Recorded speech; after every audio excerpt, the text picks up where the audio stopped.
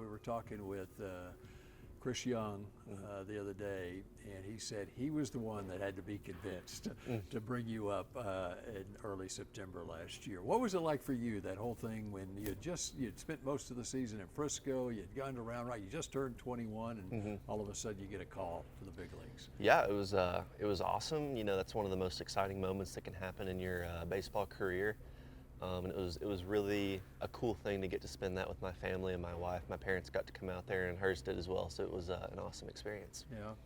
I mean, was it expected, unexpected? I mean, when you got the call? I think that it's one of those things that you're never going to be like, well, I'm not getting moved up, but you can never expect anything to happen. So you're ready for the call at any given moment, but you never know when it's gonna happen. Did you have an idea of what was going on with the club at that time? I mean, they were coming off a 3-game sweep by the Astros where they outscored 39-10, and all of a sudden things turn around.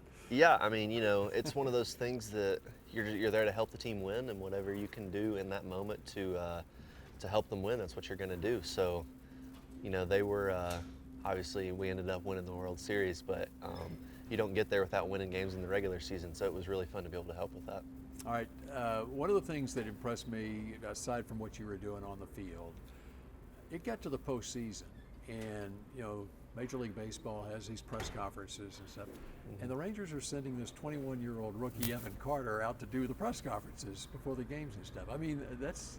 I thought, is this some rookie hazy going on? You handled it great. I appreciate it. But it really showed me a lot about you. I mean, the stage, whether it was off the field, on the field, was not too big for you. Where did that come from? I appreciate that. I think it's a credit to all the people that were in the locker room around me. I had so many older guys, older veterans that had been there, done that were just also great clubhouse guys around me. So making me feel comfortable, making me feel welcome.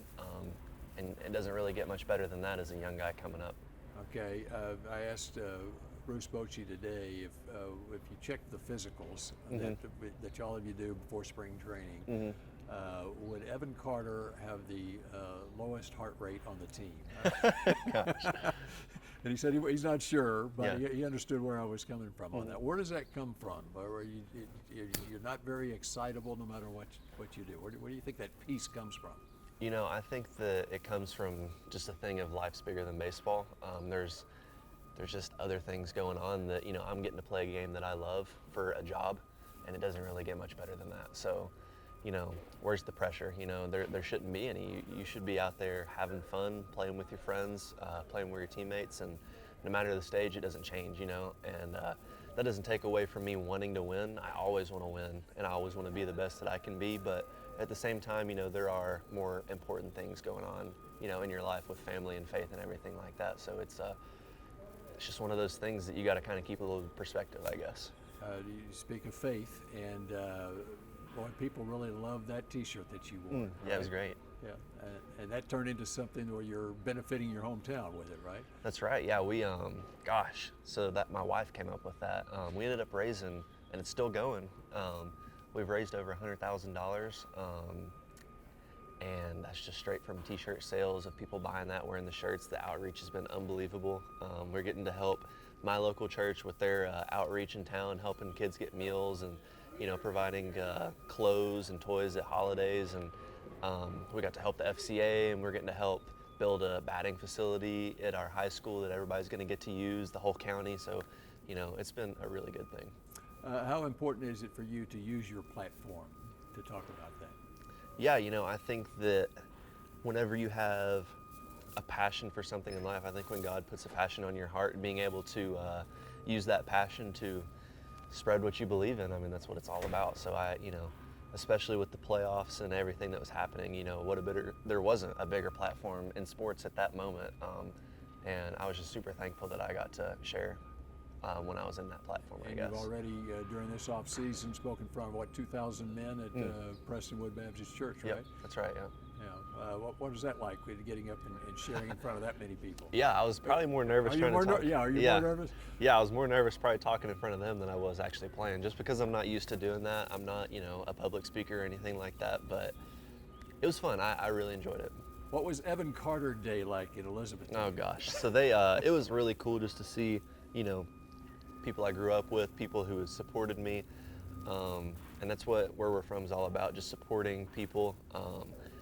And it's been unbelievable. You know, the outreach from people keeping up with me, you know, how many people have said they've been watching, keeping up. It's been unbelievable. You do realize who the most famous person is out of Elizabethton, Tennessee, Yep. who was a Cowboy for 16 or 17 years, and you've had a chance to meet Jason Witten?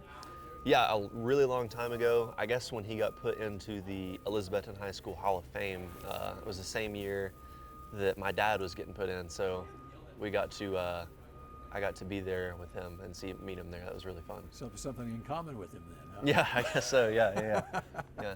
And his dad's the high school football coach there, right?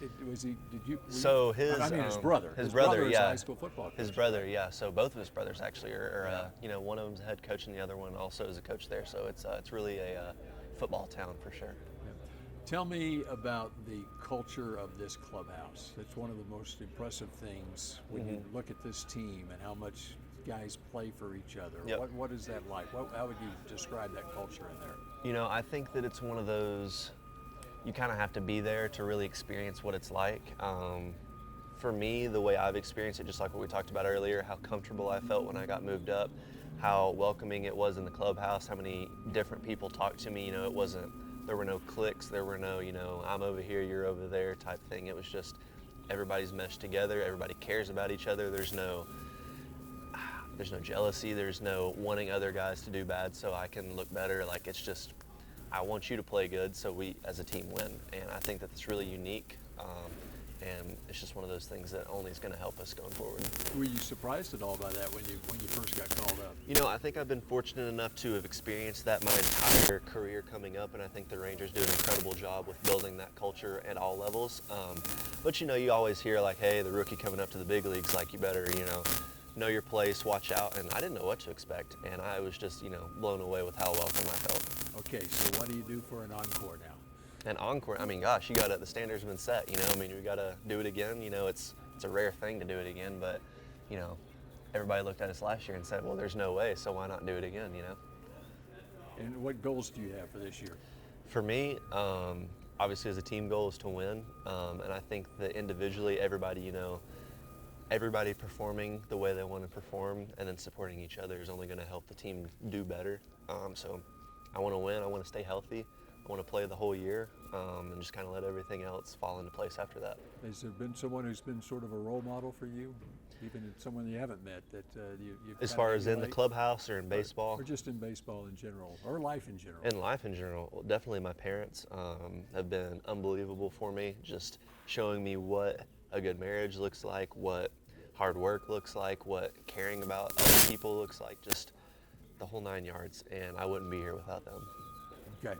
Perfect. Awesome. Appreciate it, Evan. Yep, no problem. Good luck to you.